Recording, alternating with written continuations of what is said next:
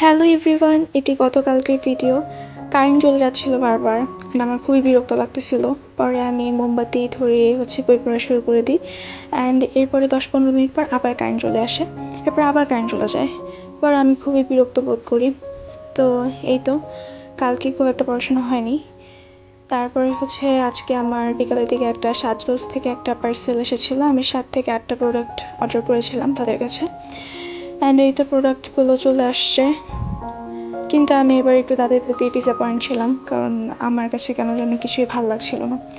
So এরপরে যে আমি পড়া শুরু করে দিই। অ্যান্ড আজকে এত পরিমাণে ঘুম পাচ্ছিল আমার, আমি আজকে পড়তে বসে মেবি বেশিরভাগ সময় ঘুমিয়ে গিয়েছিলাম।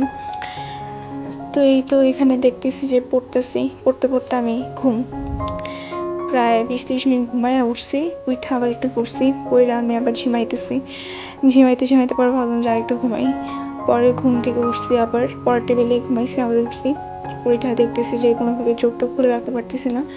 পরে আমি গিয়ে 2 ঘন্টার মতো ঘুমাই, ঘুম থেকে সন্ধ্যাবেলায় উঠি, এরপরে একটু নাস্তা করে আবার পড়তে বসে যাই। এরপরে ডিনার কমপ্লিট করে এই তো এখন ঘুমাবো।